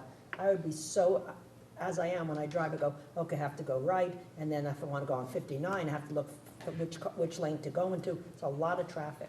And I think if there was someone going, Ma, look at the blue tree, and you look like that, you're going to have an accident. Only because most people are not going to know when they go through, let's say they're going to Newtown, and there's a kid going, Ma, look at the tree, it's blue, and the parent is going to hit something. I'm just really, I wasn't afraid of it before, but I'm really, once I hear from everybody else, I feel, wow, it would certainly happen. And just even going into last drop, it's another whole, way of turning left, with other cars coming right at you. Sure. So, just my thoughts. Mr. Leneker, I just want to thank you for bringing, such a novel idea to the council. When I first saw this, I was blue trees, this is crazy, but it's really grown on me, and I think it's a really cool idea, and it's interesting in that the economic aspect of it's interesting to me. I have an idea and a comment. One, I think I do think there may be concerns. I think we're all hypothesizing about traffic concerns. I think the person that you really need to speak to is sitting in this room. Chief Salvatore would probably be someone that you'd want to interface with to just get his opinion on if we were to do this project at Stepney Green. What would his opinion be from a safety concern? I would defer to the police department and the chief first and foremost before any of us guess upon whether or not this is going to be an issue. That's why we have him here. So I would suggest doing that first and foremost. It sounds to me like, it's a Save Our Stepney project, and it's important to you to keep it where you've identified. So I don't want to disrespect your project at all by suggesting somewhere else. But when I saw this project, I thought it would be ideal for Great Hollow, and as somewhere that is kind of close to that area. We do have the running trail, you do have the parking, it's off-site, it's kind of its own a beautiful location, maybe, somewhere around, you have the lake there. It just reminded me, I think the photos kind of reminded me of Great Hollow. So I don't want to be suggestive in any way, but that's also somewhere in town that we have a hard time driving traffic to, but if there was a reason to go down there, I think they would realize it's a really nice spot. So I don't know, that was my first thought, between the running, I don't know where you would do it there, or if you want to make it by the playground or the trees or the lake or whatever, but that would be my suggestion. But again, I don't want to disrespect the group for in any way by suggesting that, but that's what I thought. But I think safety is a concern. The other thing that really bothers me about the way we're discussing this is, why are we considering this to be a donation? In other words, why are we donating the money to the town of Monroe? Because what I don't want to see happen, and I would highly oppose, is the town really standing behind this type of project, because here's, not, let me rephrase that. I personally, I think we should all stand behind the project and support it, and I think it's great if it works out. But what I don't want to see is, I don't want to see the town have to worry about advertisement, messaging, interpretation, all that other stuff. In other words, this is not a town of Monroe. It's not that Mr. Kellogg came to us and said, this is a town of Monroe and we want to put up blue trees and here's why we think we're doing it. I think the town is here to support projects like this, but I don't think this should be a town project.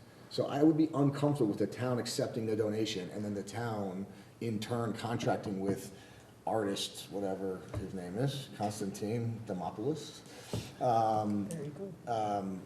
My wife works for a dental hygienist, so, you know, a Greek office, so I'm pretty good at these names.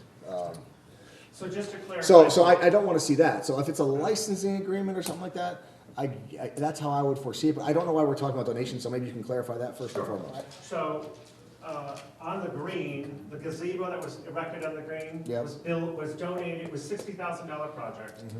It was fully funded by the Sabre Stephanie Task Force. We needed to come to the town and ask the town council to accept a donation to make the project go forward. So you're benches that are on the green were another $5,000. So we came to you and said. So it's not a monetary donation. You're asking for our permission to make a certain improvement in kind. Well, In kind donation.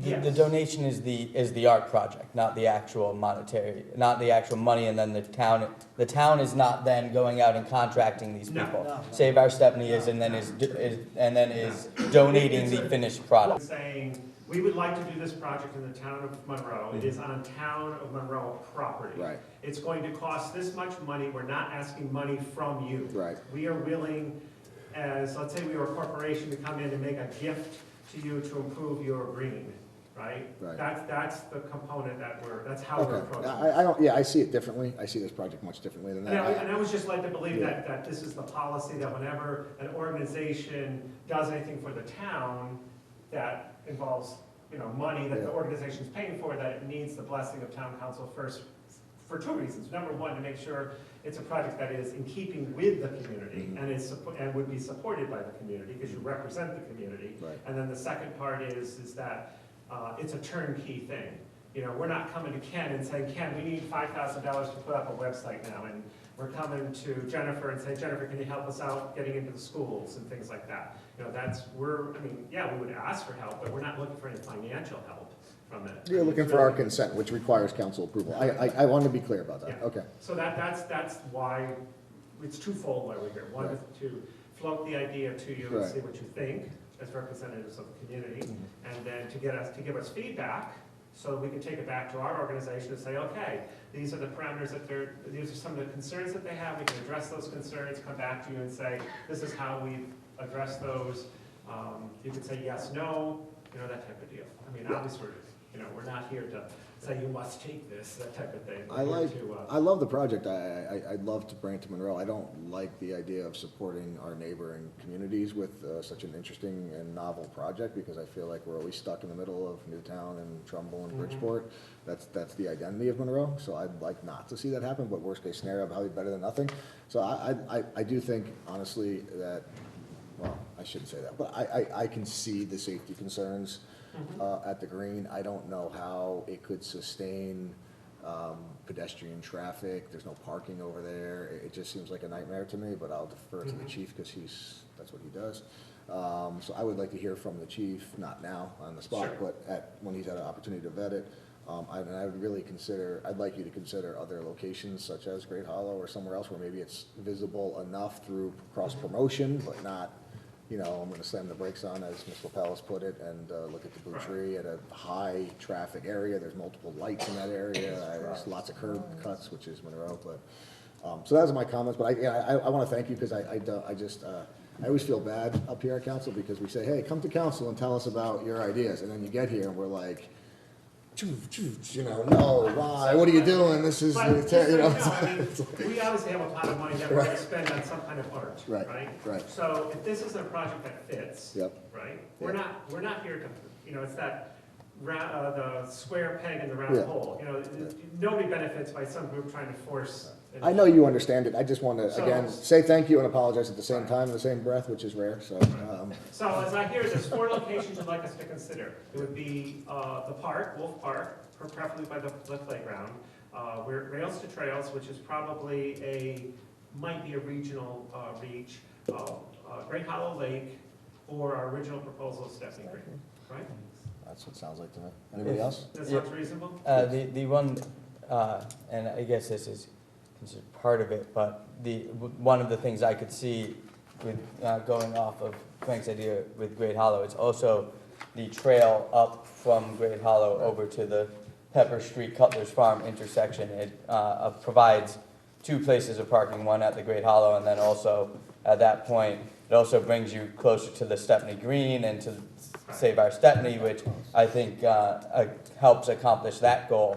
And so I could see that trail being a very viable option. Of course, there's a lot more trees there, so how you want to do that and going about into the research on that obviously changes things as well, but it's a viable option that I could And see. perhaps how we will handle that is we'll go to the artist, because it's the Right. artist installation. You know, we are commissioning an artist. Right. It isn't like Joel Leneker and somebody else or town council putting together this project. It's the artist. So, I know it's your pen name, so Joel. then the thing is to have he and his wife come, show them 4 locations, and we can just, as a committee, we can discuss, meaning SOS can discuss where we would like the most impactful presentation of this work. Sounds good. All right? Thank you very much. Thank you very much. Yeah, thanks for coming, I appreciate it. Thanks, John. All right, we're gonna move on to our third item is a resolution regarding the office and communications assistant job description in the first selectman's office. So, Mr. Pellis. I will introduce the following resolution. Resolution regarding the job description for the office and communications assistant in the first selectman's office and move for its adoption. Resolved, that the town council hereby approves the revised job description to be titled Office and Communications Assistant in the first selectman's office. Motion by Mr. Pellis, is there a second? Second. Second by Mr. Formicella. Discussion, Mr. Kellogg?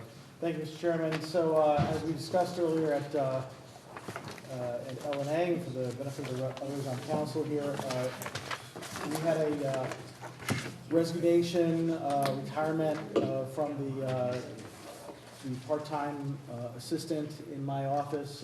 Many of you are aware, there's an assistant that helps myself and Tanya in various administrative functions. In the process of recruiting to fill that vacancy, gave us an opportunity to kind of review that job description further, just kind of update it to be a little bit more current, and also in the context of doing that, wanted to also add in some responsibilities to be a little bit more specific in relation to assisting in various communications, assistance with public communications, press releases, social media messaging, etc., which is certainly something that we need more of in my office.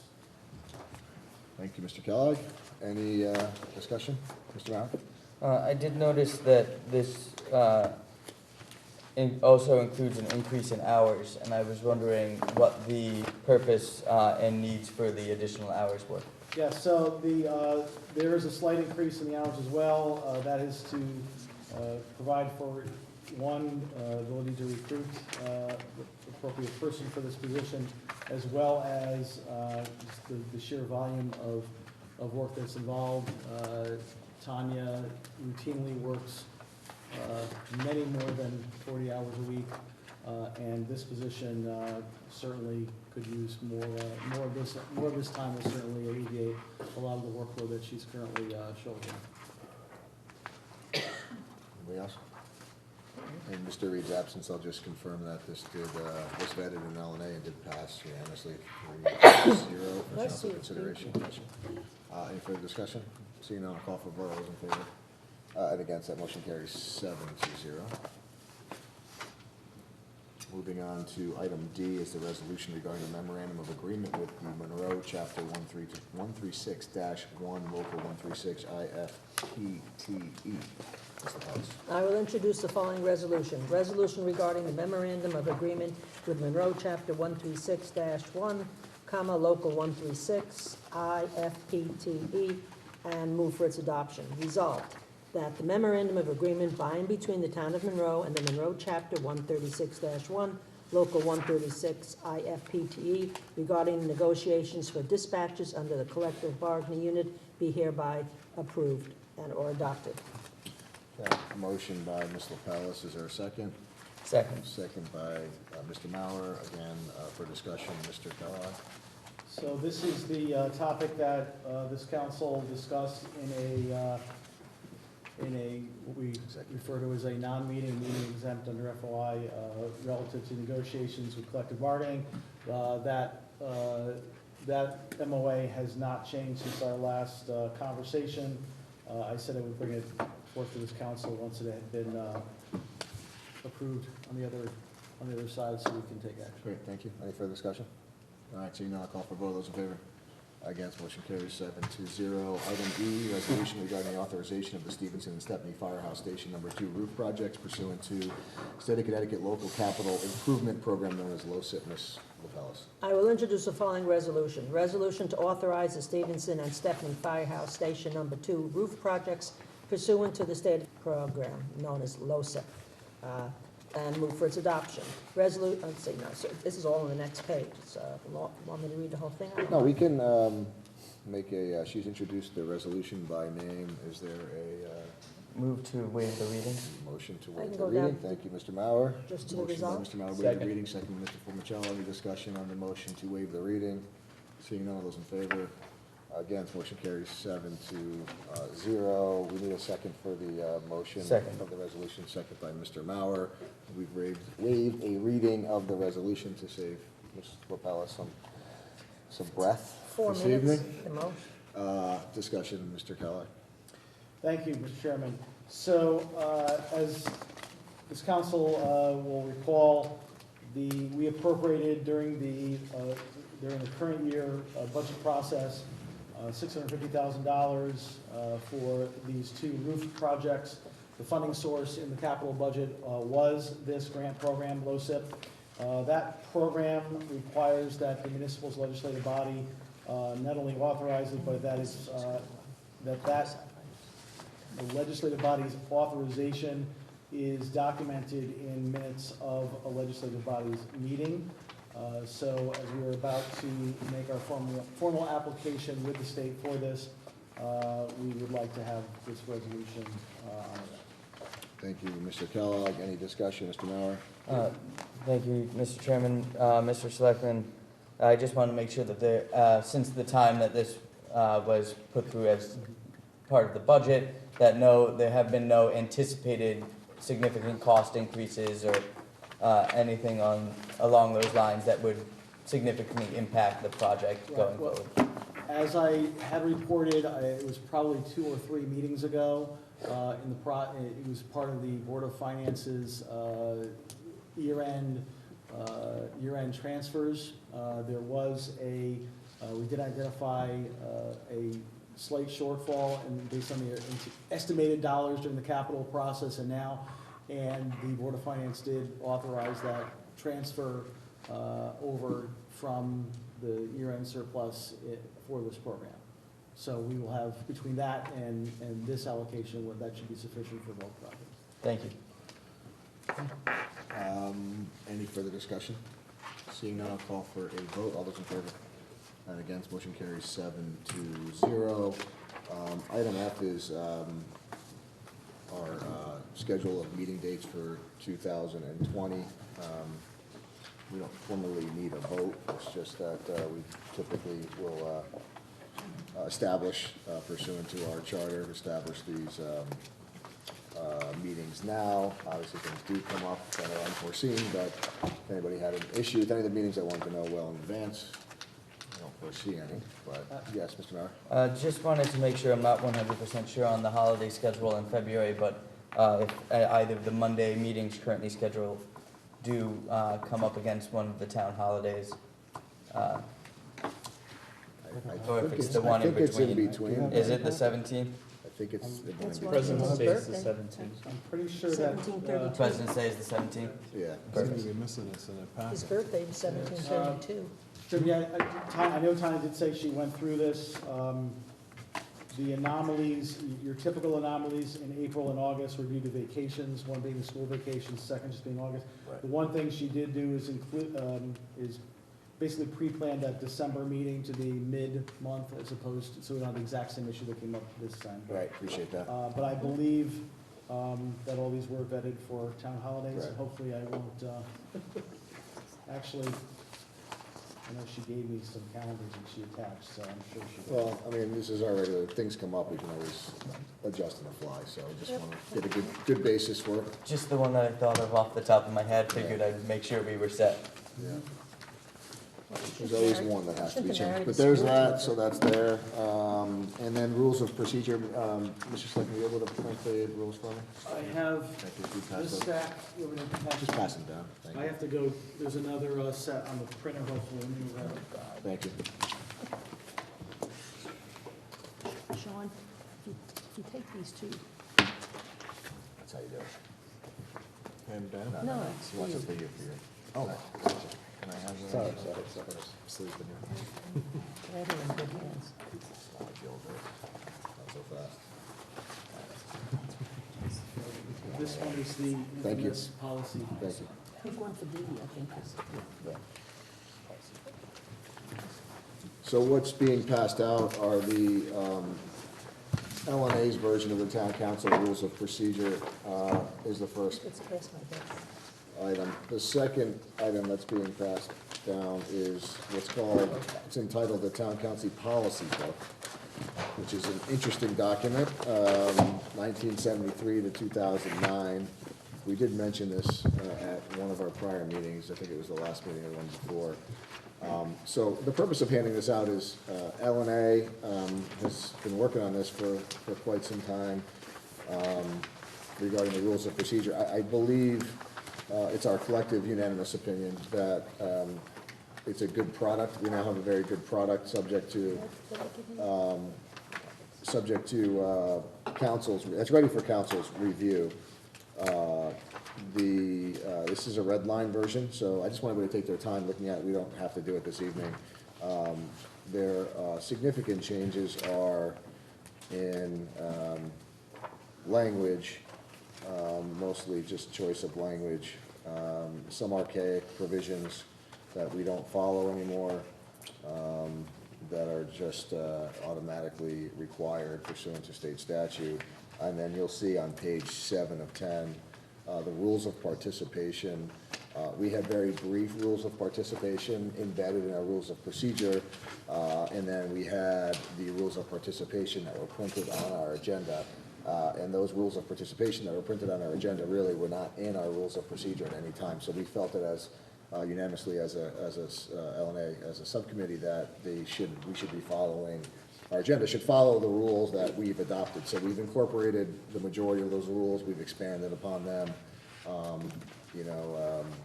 don't think there'll be much objection, but certainly open to interpretation of the choice of language, additions and subtractions. And that's it. Otherwise, it's really was fairly streamlined. The other significant changes, we've eliminated the former Rule 26, which was the project planning and bonding provision, which established mandatory minimum requirements for council to, as conditions precedent for council to consider bonding or projects that we previously adopted. The thought of LNA collectively was that that was potentially overly restrictive. I think it's something that council's always felt was an issue. And we also felt that certainly this selectman, without question, always presents timely and adequate information for us to make decisions. But we also didn't want to restrict future first selectmen from having to stay within the parameters of what council thinks is appropriate. I think whatever council thinks is appropriate for action either is there or it's not there. And if it's not there, we don't want to get into a situation where we have a selectman or someone say, well, we followed Rule 26 and we checked all the boxes off, and now you're asking me for item K, which is not there, and that's not appropriate, or vice versa, where we don't get all the information, but we don't think that we need it because we have the full understanding and scope. So just, again, trying to provide the more ability to move things forward. And it's the feeling of LNA that if we don't have the information timely or complete, then we won't move it forward. So that's it. So the other thing is the policy book. I want to thank Mr. Kellogg and his office for continuing to find items that, frankly speaking, I didn't even know existed. I don't think I've met somebody that Mr. Pellis or Ms. Martin both weren't familiar with this. So I don't know how long this has been around, but what you'll see is this policy book is a hodgepodge of various, they're labeled policies, some of which have a little bit to do with council, some of which have nothing to do with council, some of which have been abolished, repealed, some of which already exist, state statute or ordinance. So what our intention to do with this is, so that it doesn't exist, we haven't followed it as long as I've been on council. It doesn't add anything, and we certainly just don't want there to be a conflict out there because it's labeled town council policy book, and we don't think it's appropriate as far as LNA was concerned. So it's there for your review, and if you think it's appropriate, we're certainly open for discussion. That's all I have on that. So we'll put this on the agenda next time. Hopefully we can vote on it. Again, if there's comments to this, I would encourage you to get them to Mr. Reed as chair of LNA so that he can go through them and discuss them again in LNA. And you can also copy me on those so that we can make sure that we're ready for moving this forward next council meeting. Anything else? All right. Thank you for that. We have now our very infamous second public participation. Would anybody like to participate in this participation? Open item on There's the a agenda. couple open items on the agenda. And anybody? Going once? All right, I'll close second public participation. And is there a motion to adjourn? So moved. Motion by Ms. LaBella, second Second. by Ms. Aguilar. All those in favor, motion carries 7-0. Good night. Thank you very much.